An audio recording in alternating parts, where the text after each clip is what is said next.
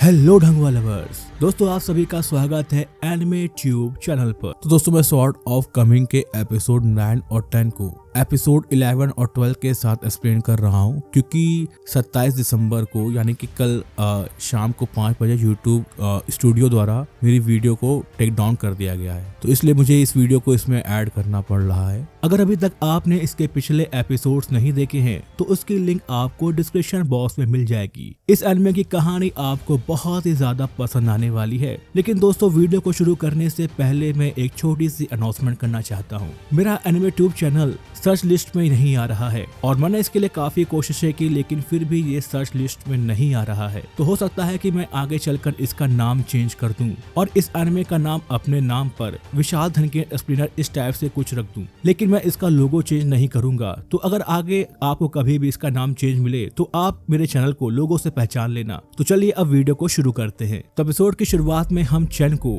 Martial art की practice करता हुआ देखते हैं। वो प्रैक्टिस करते हुए अपने घर के पास आता है और एक जोरदार पंच मारकर दरवाजा खोलता है, लेकिन इससे उसको बहुत ही तेज दर्द होता है। घर के अंदर निंग याओ अपनी फ्लाइंग स्वॉर्ड की मदद से किसी तरह का डिजाइन बना रही थी, जिसे देखकर चैन उससे पूछता है, मिस निंग आप ये क्या कर रही हैं? तब निंग याओ चैन को बताती है कि मार्शल आर्ट्स को सीखने से पहले 3 चीजों का ध्यान रखना बहुत ही जरूरी है, और वो 3 चीजें हैं झान झुआंग, पाइल वॉकिंग और स्लीपिंग पाइल टाइट टेक्निक। और स्लीपिंग पाइल टाइट की स्टडी माइंग होल्स के एक्यूमुलेशन के लिए किया जाता है और सांस को देर तक रोकने के लिए भी इसका इस्तेमाल होता है। लेकिन मैं तुम्हें पहले झान झुआंग और पाइल वॉकिंग के बारे में बताऊंगी, जिसको सीखकर तुम्हारी स्ट्रेंथ बहुत ही ज्यादा बढ़ जाएगी। और तभी वो उसका डेमो देने के लिए चैन को एक दूसरी दुनिया में लेकर आती है, जहाँ पर वो पत्थर से बने पोल्स पर चढ़कर उस टेक्निक को चैन को दिखाती है, जिसे देखकर चैन बहुत ही ज्यादा हैरान होता है।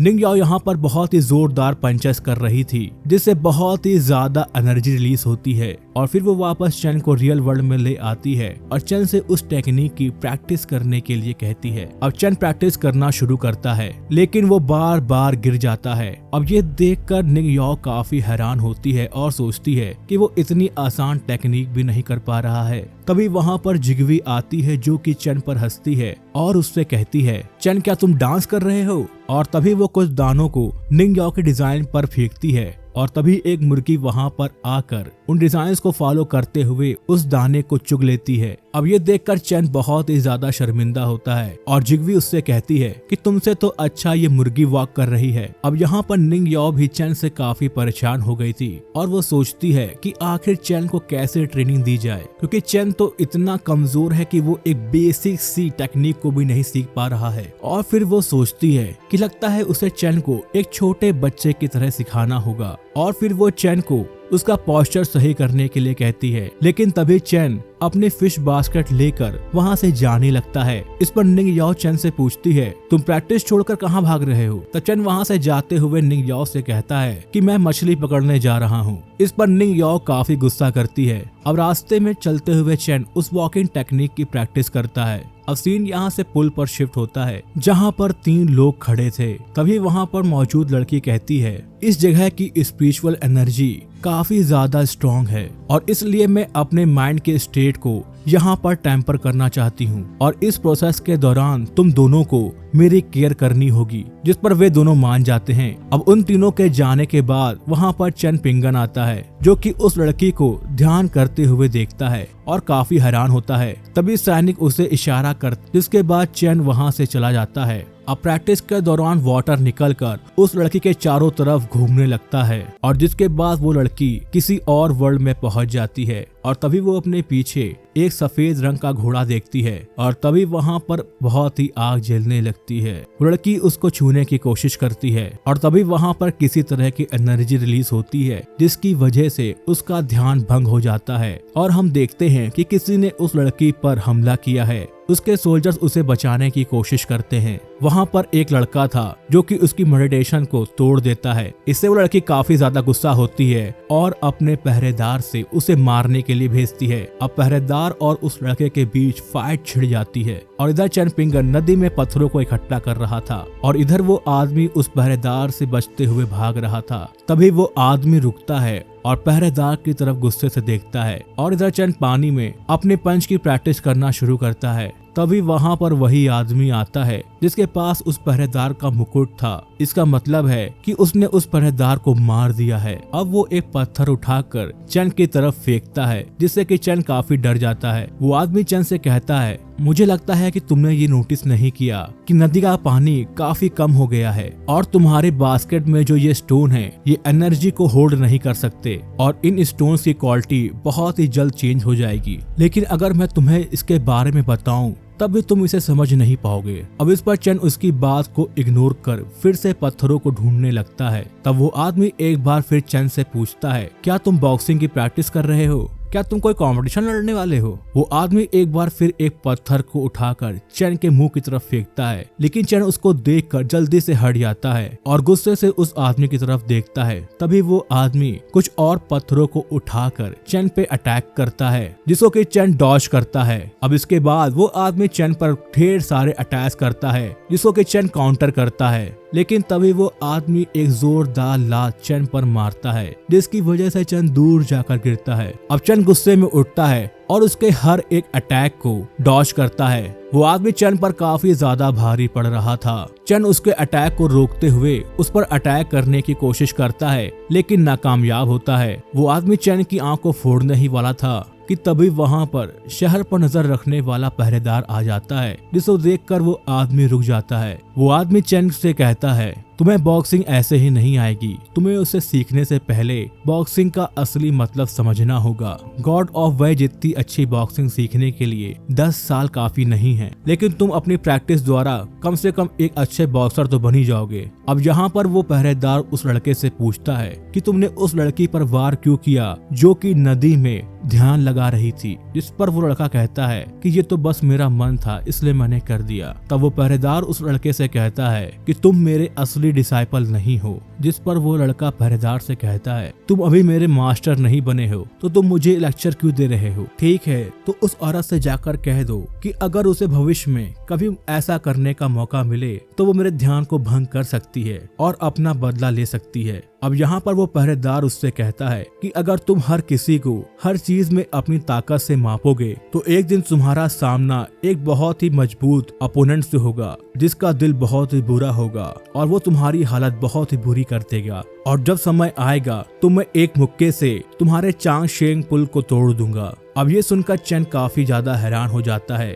तब वो आदमी अपनी तलवार निकालते हुए उस लड़के से कहता है कि एक बात का ध्यान रखना कि सभी मेथड्स को हराने के लिए तलवार की केवल एक कल्टीवेशन ही काफी है। तभी वहाँ पर लॉयल फैमिली की बच्ची आती है और इसके साथ ही वो दोनों लोग भी आते हैं। वो लड़की आकर चैन पिंगन से मिलती है। चैन पिंगन वहाँ उन दोनों को देखकर काफी हैरान होता है, जहाँ पर वो फेरी उस लड़के को, जिसका की नाम जुआन है, उसे अपना डिसाइपल बनाने की बात करती है, जिस पर वो आदमी कहता है कि अगर तुम इस लड़के को सच में अपना डिसाइपल बनाना चाहती हो तो उसे बनाने से पहले तुम जेनवू को कन्विंस करो। तभी वहाँ पर उस फेरी के साथ मौजूद आदमी कहता है कि इस अंकल के पास एक और ट्रिप पर जाने के कहने के अलावा और कोई रास्ता नहीं है। क्यों भाई, मैंने सही कहा ना? अब यहाँ पर उन दोनों का माहौल काफी ज्यादा बिगड़ जाता है, जिसे शांत करने के लिए फेरी बीच में आती है। अब ये देखकर जुआन हंसते हुए उनसे कहता है, मुझे अमरता के मार्ग में कोई भी रुचि नहीं है, क्या तुम गाइस मुझे सिखा सकते हो कि कैसे किल किया जाता है? तब वो आदमी उससे कहता है कि मैं एक सोल्जर और एक स्वॉर्ड रिपेयर करने वाला हूँ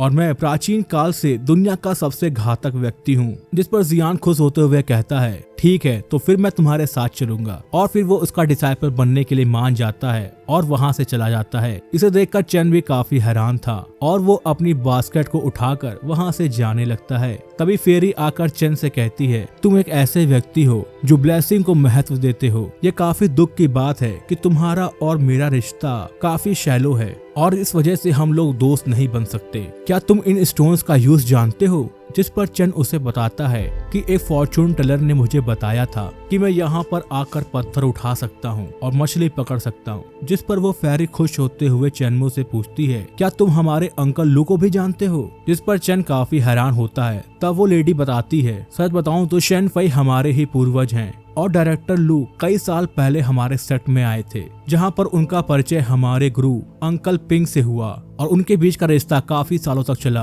अब ये सुनकर चैन अपनी बास्केट में से एक पत्थर को निकालते हुए कहता है कि अगर आप फ्यूचर में डायरेक्टर लूक से मिलती हैं तो आप मेरी तरफ से उन्हें ये पत्थर दे दीजिएगा। जिस पर वो फेरी कहती है ठीक है, जब मैं अंकल लू से अगर फ्यूचर में मिलूंगी तो मैं उन्हें तुम्हारे पास भेज दूंगी। अब चैन यहाँ पर अपनी बास्केट से एक रेड कलर के स्टोन को निकाल कर उस फेरी को देते हुए कहता है कि ये आपके लिए है। इस पर वो फेरी काफी ज्यादा खुश होती है, जिस पर वो बच्ची फेरी से कहती है कि ये स्टोन कितना ज्यादा सुंदर है। तब वो फेरी उस बच्ची को बताती है कि मेरा नाम ली बायोपिंग है और माँ जुआन को ढूंढने में मेरी मदद करने के लिए तुम्हारा शुक्रिया। अगर तुम्हें ये स्टोन पसंद है तो तुम इसे रख सकती हो। तब चैन उस बच्ची से कहता है कि तुम मेरी टोकरी में से एक स्टोन ले सकती हो। जिसके बाद वो बच्ची उस टोकरी में से एक स्टोन निकाल लेती है और इसके बाद चैन वहाँ से चला जाता है। अब फेरी का भाई उससे कहता है कि चैन पिंगन और माँ जुआन वो दोनों ही कितने अलग हैं। एक बहुत ही ज्यादा कठोर है तो दूसरा बहुत ही ज्यादा विनम्र है। क्या फिर भी तुम उनके साथ एक अच्छा रिलेशनशिप बनाना चाहती हो?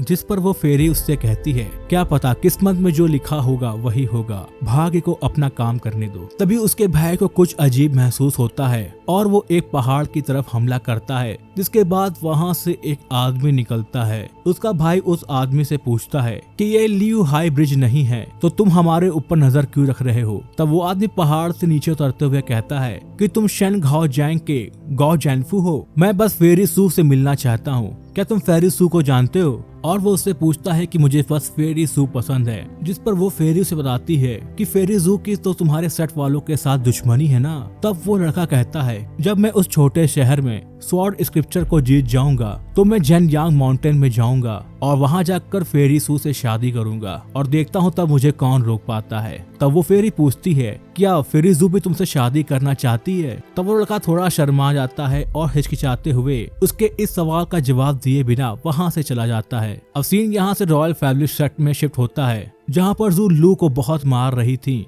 तब लू उनसे डरते हुए कहता है कि वो लियो बहुत ही ज्यादा दुष्ट है और अब वो रुआन का डिसाइपल भी बन चुका है, जिसने कि उन्होंने उसके लिए कुछ रूल्स बना दिए हैं और इस वजह से उसने मुझे वो आर्मर देने से मना कर दिया और रुआन ने उसे ब्रिज क्रॉस करने से भी मना किया है। तब वो बच्चा अपनी माँ से कहता है कि आपने इस आदमी को अभी तक क्यों बंदी बना कर रखा है, आप इसे मार क्यों नहीं देती? तब जू कहती है गुस्सा मत हो बच्चे, बोझा तुम्हारा ही होकर रहेगा, भले वो आज हो या कल, तुम्हें बस शांत रहना है और एक अच्छे अवसर का इंतजार करना है। जिस पर वो बच्चा गुस्साते हुए कहता है कैसा घटिया अवसर, तुरंत जाओ और उस लियो नाम के आदमी को सीधे पकड़कर यहाँ पर लेकर आओ, मुझे वो आर्मर किसी भी हालत में चाहिए और मुझे नहीं लगता है कि वो उस आर्मर को बेचना भी चाहता है। तभी वहाँ पर एक सेवक आकर जू के कान में कुछ कहता है, जिस पर जू हैरान होते हुए कहती है फिंगलाइव गार्डन, वो झेंगयांग माउंटेन वाला, क्या वो भी यहाँ पे आ रहे हैं? और वो हंसते हुए आगे कहती है कितना अच्छा अवसर मिला है, इससे फर्क नहीं पड़ता कि फेंगलाई गार्डन से कौन आ रहा है, बस उसे झेंगयांग माउंटेन के लोगों का सामना करने दो, बहुत ही मजा आएगा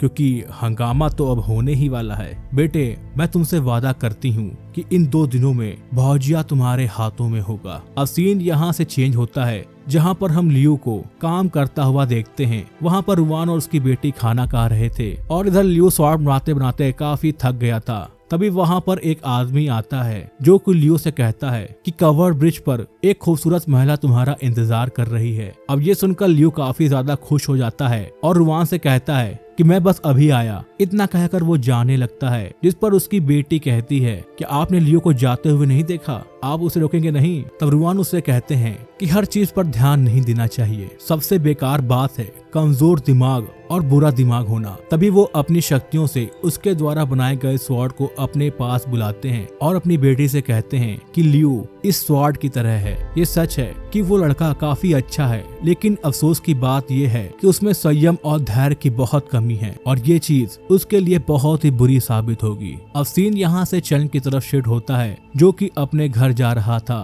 तभी वो मास्टर को देखता है और उन्हें ग्रीट करता है। मास्टर भी 2 चेट पेंडेंट को चैन को देते हुए कहते हैं इसे रख लो, मैं इसे तुम्हें फ्री में नहीं दे रहा हूँ, मैं बस तुमसे कुछ चाहता हूँ। जिस पर चैन उनसे लेते हुए कहता है मास्टर बताइए आप मुझसे क्या चाहते हैं? तब मास्टर उससे कहते हैं कि भविष्य में कभी भी अगर क्लिफ एकेडमी में किसी भी तरह की मुसीबत आई तो क्या तुम मेरी उससे निपटने में मदद करोगे, लेकिन कोई भी वादा करने से पहले सोच लेना कि इसमें तुम्हारी जान भी जा सकती है। मैं अपने दिल से तुम्हें बस यही कह सकता हूँ कि लोगों के दिलों को लुभाने की कोशिश मत करो। जिस पर चैन मास्टर को ग्रीट करते हुए कहता है, मास्टर मैं इस बात की गारंटी नहीं ले सकता, लेकिन फिर भी मैं आपकी मदद करने की कोशिश करूंगा। अब मास्टर वहां से चले जाते हैं और सोचते हैं यदि भविष्य में क्लिफ एकेडमी सचमुच में बड़ी मुसीबत में पड़ गई तो तुम्हें पछतावा महसूस होगा, लेकिन तुम्हें खुद को दोषी मानने की कोई जरूरत नहीं है और जानबूझकर ऐसा करने की कोई जरूरत नहीं है। लेकिन चैन पिंगन, भले ही मैं ये कहूँ कि तुम भी ऐसा ना करना। अब सीन यहाँ से माउंटेन्स में शिफ्ट होता है जहाँ पर लियू उस लड़की से मिलने जा रहा था और वो सोच रहा था कि वो खूबसूरत महिला कौन होगी जो मुझसे मिलना चाहती है, कहीं वो जिग्वी तो नहीं होगी। और ये सोचकर वो काफी खुश होता है। तभी वो ब्रिज के पास पहुंचता है जहां पर जू खड़ी थी, जिसे देखकर लियू काफी ज्यादा हैरान होता है। जू चालाक तरीके से मुस्कुराते हुए लियू की तरफ देखती है। लियू जू को देखकर निराश हो जाता है और वहां से जाने लगता है। तभी उसका सैनिक तलवार तानकर लियू को जाने से रोक देता है। तब लियू कहता है कि मैं मैडम को सलाह देता हूँ कि वे अब और ना बोलें, मैं बोजिया को बेचना नहीं चाहता। तब जू कहती हैं, जल्दबाजी में फैसला मत करो, मुझे पहले तुम्हें सब कुछ साफ साफ समझाने तो दो, तब शायद तुम्हारा डिसीजन बदल जाए। जिस पर लियू कहता है, ऐसा कभी नहीं होगा। तो जू लियू के कान में आकर कहती हैं कि मैं तुमसे जो कहने जा रही हूँ उसे तुम ध्यान से सुनना। अगर तुमने वो मुझे बोजिया नहीं दिया तो मैं चैन पिंगन को जान से मार दूंगी। अब ये सुनकर लियू काफी ज्यादा डर जाता है और वो जू को रोकने की कोशिश करता है, लेकिन तभी उसे मास्टर रुआन के शब्द याद आते हैं जो कहते हैं, कभी भी तुम ब्रिज को क्रॉस मत करना, नहीं तो मैं तुम्हारी टांगे तोड़ दूंगा। अब मास्टर रुआन की ये बातें सुनकर लियू रुक जाता है। अब हमें चैन पिंगन और लियू का बचपन दिखाया जाता है जहाँ पर लियू और उसके साथी लियू को मार रहे थे। अब यहाँ पर लियू गुस्से में उनसे कहता है कि तुम सब लड़की हो क्या, तुम्हारे पास ताकत नहीं है क्या, तुम में से कोई नहीं है जो मुझे तेज मार सके। अब ये सुनकर लियू वहाँ पर आता है और गुस्से में लियू को बहुत ही भयंकर तरीके से मारने लगता है। वो पास में पड़े एक पत्थर को उठाता है और उस पत्थर से लियू के सर पर मारने लगता है, जिसकी वजह से लियू का खून बहने लगता है। तो वहाँ पर चैन पिंगन आता है और चिल्लाकर लोगों को बुलाता है, जिसकी वजह से लियू और उसके साथी वहां से भाग जाते हैं। उनके जाने के बाद चैन पिंगन लियू के पास जाता है और उसे उठाते हुए उससे पूछता है, क्या तुम ठीक हो? लेकिन लियू उस पर गुस्सा करते हुए उसका हाथ झटक देता है और उससे पूछता है, तुम्हारा नाम चैन पिंगन है ना, मैंने सही कहा ना? जिस पर चैन हाँ भाई जवाब देता है। तभी लियू चैन को मारने लगता है और उससे कहता है, तुम्हें मेरे मामलों में हस्तक्षेप करने के लिए किसने कहा था, तुम बीच में क्यों आए? जिस पर चैन उसे पीछे धकेलते हुए कहता है कि तुम मुझे क्यों मार रहे हो, अगर मैं ना आता तो वो लोग तुम्हें जान से मार डालते।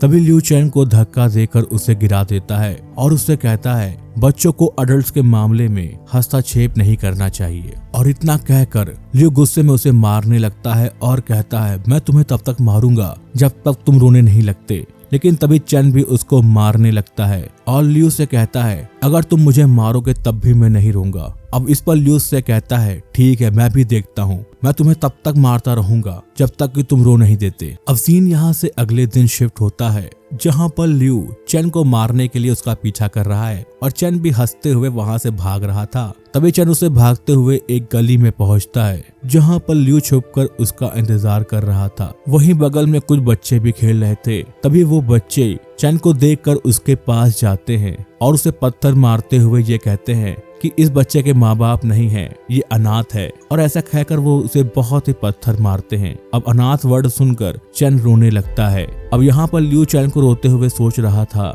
कि अनाथ तो मैं भी हूँ, मेरे भी माँ बाप नहीं हैं, लेकिन मैं इसकी तरह रोता नहीं हूँ। अब ये देखकर लियू को उस पर तरस आता है और वो वहाँ पर आकर उन सभी बच्चों को भगा देता है। और इसके बाद लियू चैन को अपना नाम बताता है और इसके बाद चैन और लियू में गहरी दोस्ती हो जाती है। और इसके बाद वे साथ में खेलते हैं और हथियार बनाने की प्रैक्टिस करते हैं और अब वे दोनों काफी बड़े हो गए हैं। अब यहाँ पर चैन लियू से कहता है, तुम्हें मास्टर रुआन की बात माननी चाहिए और तुम्हें उस ब्रिज को कभी भी क्रॉस नहीं करना चाहिए। तब लियू कहता है, ठीक है मैं उस ब्रिज को क्रॉस नहीं करूंगा। इसके बाद वो चैन से पूछता है, चैन क्या तुमने कभी इस छोटे शहर से बाहर निकलने के बारे में सोचा है? अब इस पर चैन कहता है, कि शहर से बाहर जाने के लिए पैसों की जरूरत होती है और हमारे पास उतने पैसे नहीं हैं। और अगर मैं टाउन से बाहर गया तो मेरा घर गिर गया तो फिर क्या होगा। और इसके साथ ही मुझे अपने पेरेंट्स की कब्र पर रेगुलर जाकर वहां पर फूल चढ़ाना रहता है। अब इस पर लियो कहता है, चैन तुम बहुत ही ज्यादा सोचते हो। मैं तो एक दिन इस शहर से जरूर बाहर जाऊंगा और बाहर जाकर वाइन पीऊंगा, घुड़सवारी करूंगा और इसके साथ ही आसमान जितने ऊंचे पर्वत पर जाकर चढ़ाई करूंगा। अगर शॉर्ट में कहूँ तो मैं ली इस शहर में रहकर अपनी मौत का इंतजार नहीं करूंगा। तभी लियो कुछ सोचते हुए रुक जाता है और चन से कहता है, चन मुझे तुमसे एक फेवर चाहिए। तुम बाद में मेरे घर जाना, वहाँ पर एक नोबल लेडी जू है जो कि तुम्हें ढूंढने के लिए वहाँ पर आएगी। और जब वो आए तब उस आर्मर को जहाँ मैंने छुपाया है उसे वहाँ से निकाल कर उस लेडी को दे देना और इसके बदले वो तुम्हें ढेर सारे पैसे देगी। और ये सुनकर चैन काफी चौंक जाता है और लियो से पूछता है, तुम उसे बेच क्यों रहे हो। अब इस पर लियो कहता है, देखो उससे मुझे पैसे मिलेंगे और ये मेरी फ्यूचर के लिए अच्छा रहेगा। अब सीन यहाँ से चैन के घर पर शिफ्ट होता है जहाँ पर चैन पैसों से भरे बैग को निंग याओ को देते हुए कहता है, ये 2 जनरेशंस की मनी है और मुझे उम्मीद है कि मिस निंग लू की रक्षा करेंगी। मिस निंग, आपने मुझसे एक बार पूछा था कि मैं आपको बताऊं कि आप मेरे लिए क्या कर सकती हैं, तो बस मैं यही चाहता हूं कि आप मेरे लिए लियो की रक्षा करें। अब इस पर निंग याओ कुछ सोचते हुए चैन से पूछती है, लेकिन मेरे दिमाग में एक बात खटक रही है। जहाँ तक मैं लियो को जानती हूँ उसे पैसों की कोई जरूरत नहीं है। कहीं ऐसा तो नहीं कि वो जू उसे धमकी देकर बोजिया को बेचने के लिए मजबूर कर रही हो। इस पर चैन पिंगन कहता है कि लियो किसी से भी नहीं डरता है, वो अपनी जान दे देगा लेकिन कभी भी हार नहीं मानेगा।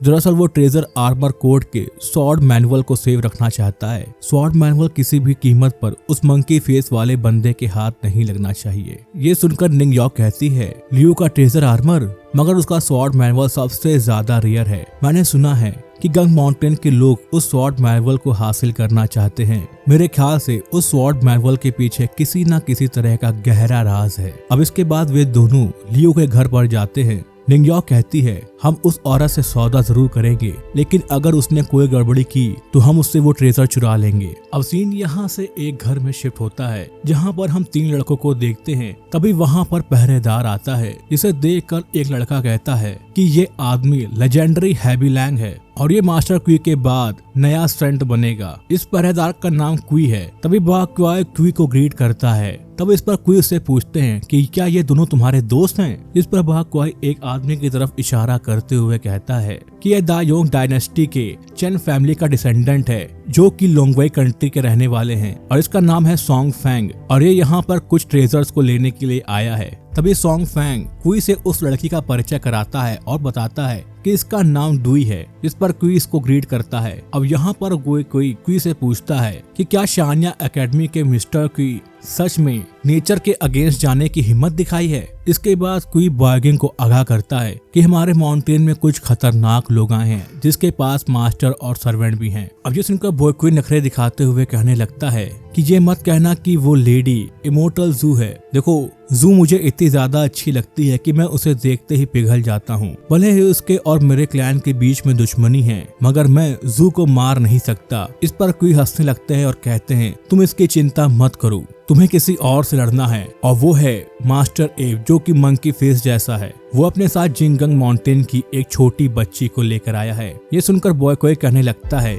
मैं उस बंदर से बिल्कुल भी नहीं डरता। हमारा थंडर एंड विंड गार्डन जिंगंग माउंटेन वालों का पुराना दुश्मन है। जिस पर क्वी कहता है, दरअसल तुम दोनों क्लैंस की शॉर्ट टेक्निक की ओरिजिन सेम है, इसलिए आपसी झगड़ों को छोड़कर तुम दोनों को हाथ मिला लेना चाहिए। जिस पर बॉय कहने लगता है, ये कभी नहीं होगा। दरअसल कुछ सालों पहले जिंगगैंग माउंटेन में एक ओल्ड एंसेस्टर था और उसे अपनी ताकत पर कुछ ज्यादा ही घमंड हो गया था, इसलिए उसने हमारे क्लाइंट के मास्टर को चैलेंज किया और जिसके बाद फाइट में मास्टर की जीत हो गई और फिर हमारे क्लाइंट के मास्टर ने उस एंसेस्टर का सिर काट कर हमारे चौराहे पर लटका दिया था। लेकिन उन लोगों में तो इतनी भी हिम्मत नहीं थी कि वो हमारे क्लैन में आकर अपने एंसेस्टर की बॉडी को ले जा सके। सीन यहाँ से मार्केट में चेंज होता है जहाँ पर मास्टर एप अपने साथ लाई छोटी बच्ची के साथ खेल रहा था, जहाँ पर कुछ लोग आपस में उसके बारे में बातें कर रहे थे और वो मास्टर एप का मजाक उड़ा रहे थे। अब इससे गुस्सा होकर मास्टर एप उनको मारने जाता है। वहाँ मौजूद एक आदमी उस पर तलवार से हमला करता है, लेकिन मास्टर एप उसकी तलवार तोड़कर उसे जोरदार लात मारता है। अब इससे वो सभी डरकर भागने लगते हैं, लेकिन मास्टर एप उन्हें बहुत ही बुरी तरह मारता है।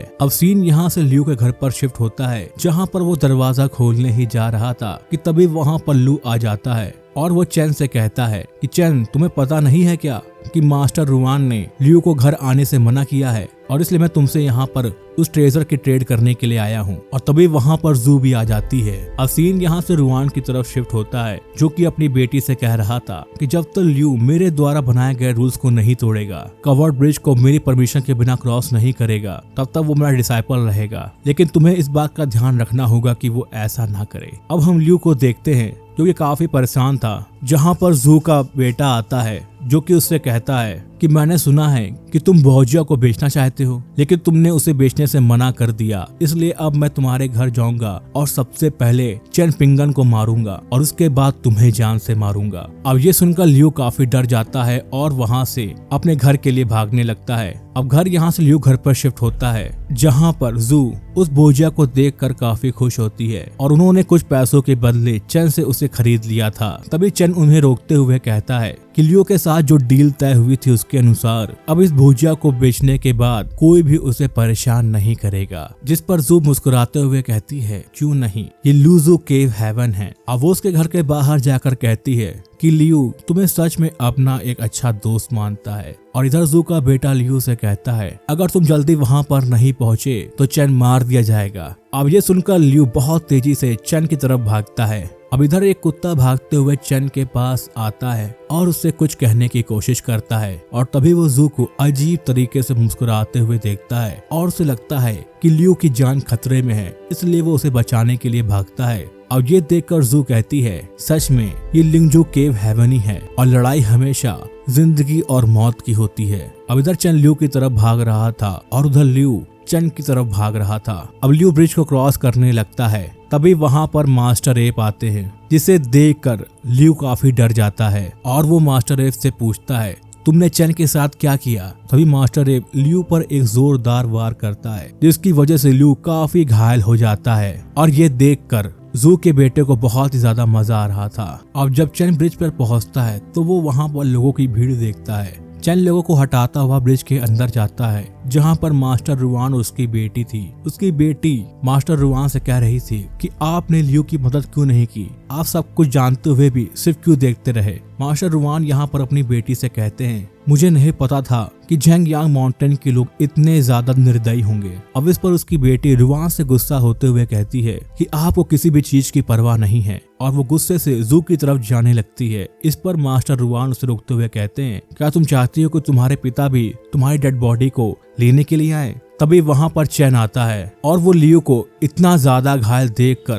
काफी उदास हो जाता है। लियू चैन को देखकर काफी खुश था और उसे कहता है, भाई चैन तुम ठीक हो? मैं उस बीस्ट को एक पंच तक भी नहीं मार सका और उसने मुझे बहुत ही बुरी तरह मार कर मेरी हालत खराब कर दी और उसने मुझे एक छोटे तिनके की तरह मसल कर रख दिया। लियू आगे उससे कहता है कि जू के बेटे ने मुझे बताया था कि मास्टर एप ने तुम्हें जान से मार डाला और इसलिए मैं काफी डर गया था और मैंने मास्टर रुआन की बात को नजरअंदाज कर पुल को क्रॉस करके तुम्हारे पास आ रहा था, लेकिन उस मास्टर एप ने मेरी ऐसी हालत कर दी। लेकिन मैं खुश हूँ कि तुम ठीक हो। लेकिन चैन तुम चिंता मत करना और दुखी मत होना, इसमें तुम्हारी कोई भी गलती नहीं है। मैं बस थोड़ा सा डर गया था चैन, मुझे डर लग रहा है, मैं मरना नहीं चाहता। इस पर चैन रोते हुए कहता, डरो नहीं, तुम्हें कुछ नहीं होगा, मैं तुम्हें अभी घर लेकर चलता हूँ। और तभी लियू की मौत हो जाती है। अब इससे चैन फूट फूट कर रोने लगता है और तभी चैन के अंदर मौजूद काली शक्तियां एक बार फिर से जागने लगती हैं। अब सीन यहाँ से एक कैसल में शिफ्ट होता है,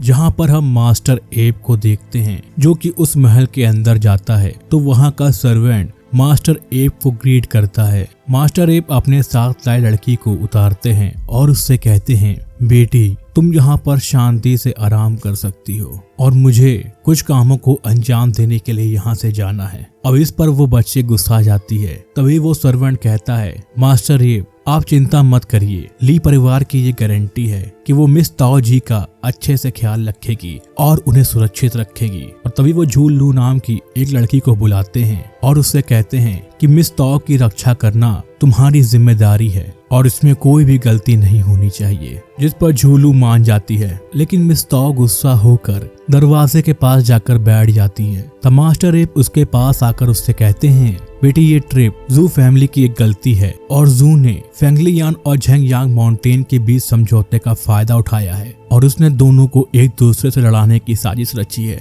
हालांकि मैं इस बारे में जानता था, लेकिन मैं तब भी कुछ नहीं कर सकता था। तब मिस ताओ से पूछती है, क्या ये सब कुछ सिर्फ स्वॉर्ड स्क्रिप्चर के लिए हो रहा है? जिस पर मास्टर एप कहते हैं कि हाँ, ये सब उसी स्क्रिप्चर के लिए हो रहा है, क्योंकि जो स्वॉर्ड स्क्रिप्चर का इनहेरिटेंस मेथड है वो काफी खास है। वो इतना खास है कि उसे शब्दों में बताया नहीं जा सकता। ये एक स्वॉर्ड इंटेंशन है जो कि अनिश्चित रूप से उड़ती है और वंशजों के शरीर में संरक्षित है और ये जनरेशन टू जनरेशन ट्रांसफर होती रहती है। और ऐसा तब तक होता है जब तक असाधारण प्रतिभा वाले वंशज प्रकट नहीं होते। और उस स्वॉर्ड बुक के ऑथर एक गद्दार हैं जिन्होंने झेंगयांग माउंटेन को धोखा दिया है। वो बदमाश स्वॉर्डमैनशिप की पिनैकल चाहता था और वो वास्तव में फेंगलियुआन में आकर छुपा था। और ये स्वॉर्डमैनशिप दो स्वॉर्डमैनशिप को कंबाइन करती है। और जब एक बार इस स्वॉर्ड स्क्रिप्चर के इनहेरिटेंस को किसी के भी द्वारा प्राप्त कर लिया जाता है तो फिर दो परिवारों के बीच लड़ाई शुरू हो जाती है।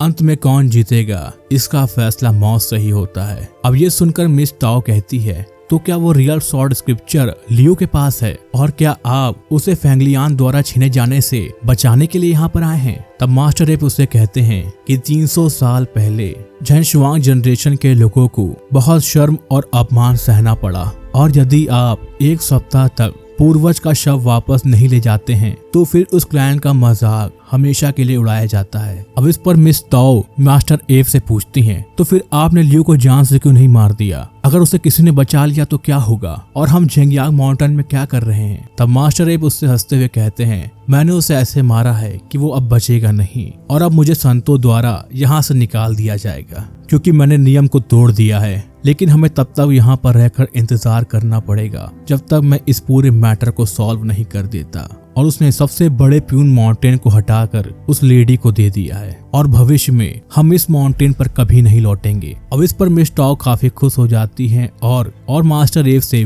वादा करने के लिए कहती हैं, जिस पर मास्टर एप उसके साथ वादा कर लेते हैं। और इसी के साथ ये एपिसोड यहीं पर खत्म हो जाता है। तो दोस्तों, आपको आज का एपिसोड कैसा लगा मुझे कमेंट करके जरूर बताइएगा। अगर आपको मेरे द्वारा की गई एक्सप्लेनेशन पसंद आती है तो वीडियो को लाइक और चैनल को सब्सक्राइब करना बिल्कुल भी मत भूलिएगा। अब मिलूंगा आपसे अगले वीडियो में, तब तक tata bye bye and take care.